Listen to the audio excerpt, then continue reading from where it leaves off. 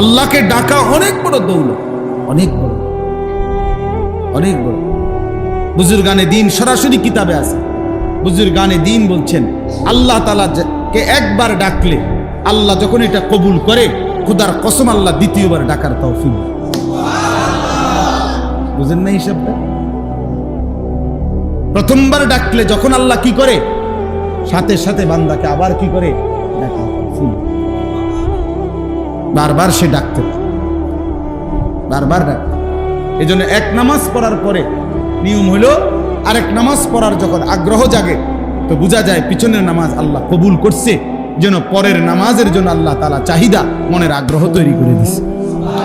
এই জন্য সকালের নাস্তা যখন কারো হজম হয় তারই দুপুরের খানার চাহিদা হয়, দুপুরের খানা যখন হজম হয় তারই রাত্রের খানার চাহিদা হয়।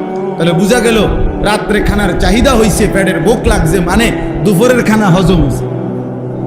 ঠিক জোহরের নামাজ পড়তে মন চাইছে, তো এই যা প্রমাণ করে তার ফজর আল্লাহ কবুল করছে। আল্লাহ আমাদেরকে তৌফিক দান। বাকিগুলো আর ব্যাখ্যা না, শুধু তরজমা বলি।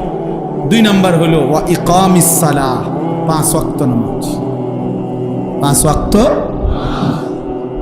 আল্লাহ বলছে তারাই কেবল মানুষ, যাবতীয় ব্যস্ততা যাদেরকে 5 ওয়াক্ত নামাজ ভুলায় না।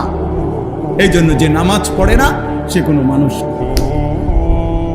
বেনামাজি কোনো মানুষের আইটেমে পড়ে না, হয় চতুষ্পদ জন্তুদের একটা প্রকার।